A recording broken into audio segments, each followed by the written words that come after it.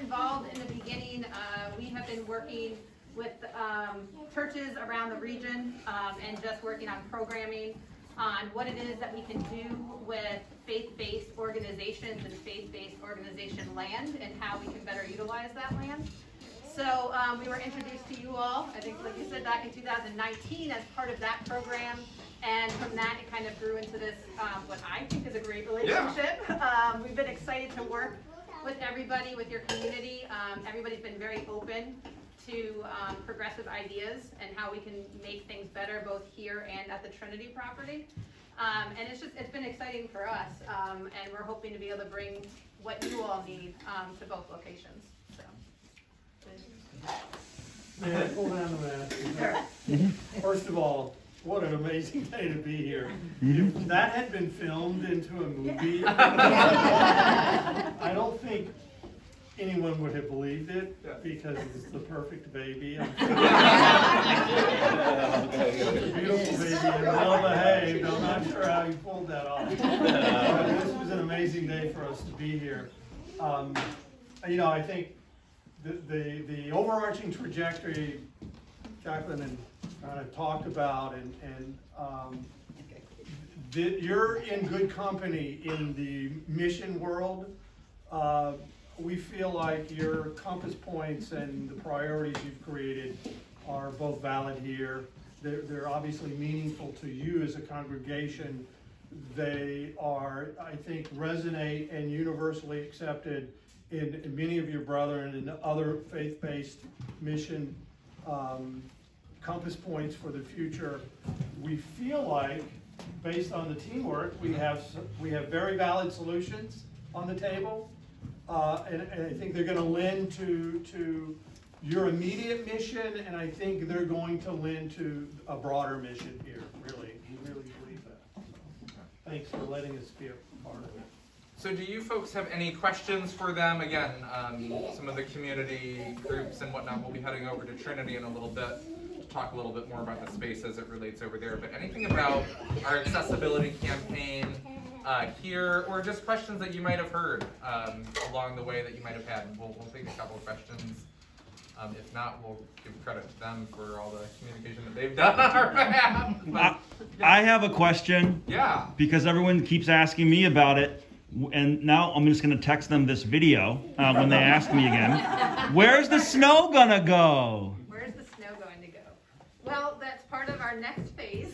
Well, that's not the first time we've heard that. Right, that's not.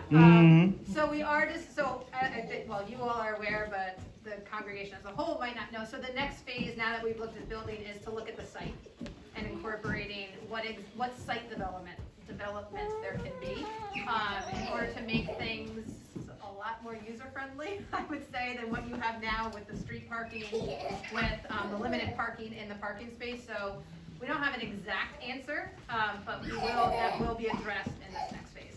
I would also share you're not the first congregation facing where's the snow going. Right.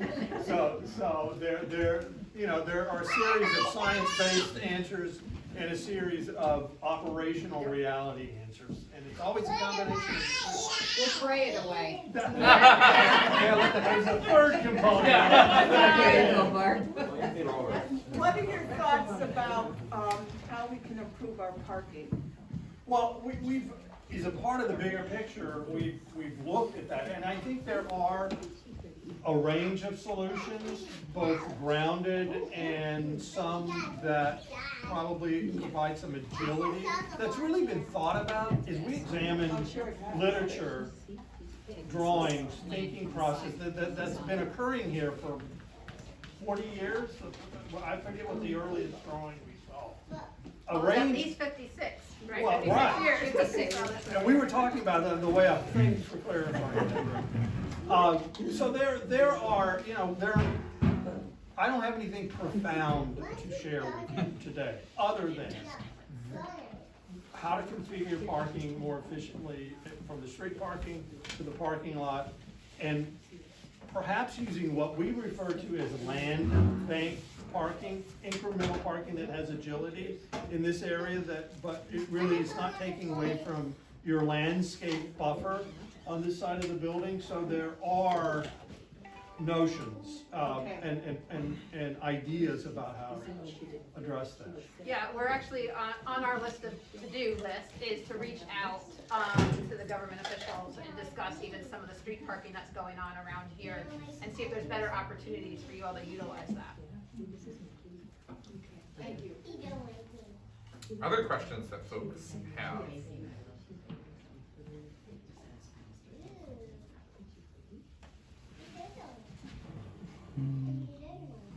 How's all the heating gonna work?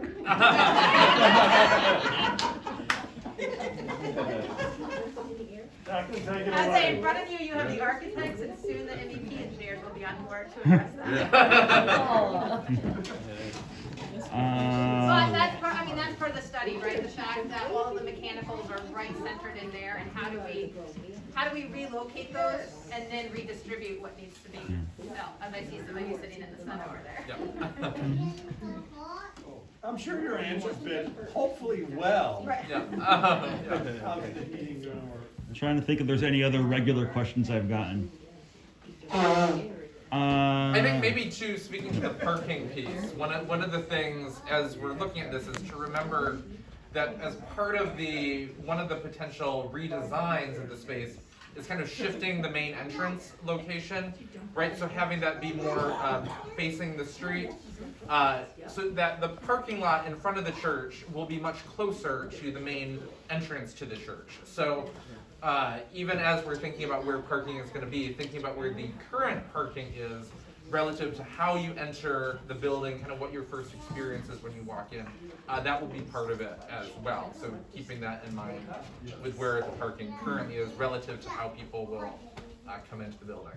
Right, and creating a more central, what we call a drop zone, in order to allow people to drop off out front and then access nearby parking as well, especially for that accessibility.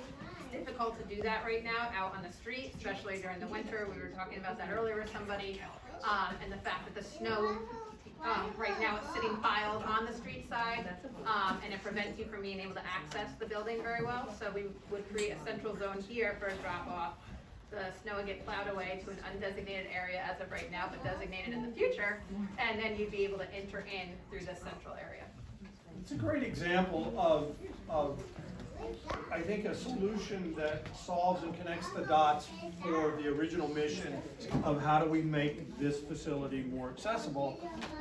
But really, a peripheral result will be, I think it improves the facility in general, at a lot of levels. So we feel like that's a bigger, stronger, faster at a lot of levels.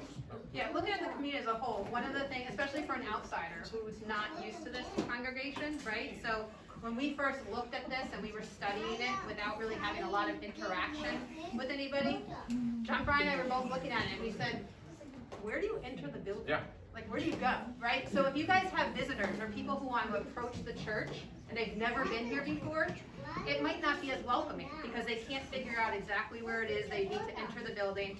And as visitors, we want to know right away, right? I actually, the church that I attend now, we were meeting at a middle school and I couldn't find the information. They have a church office and then they were meeting at a middle school. I couldn't find where to go because I was looking for this office building, what I thought was the address.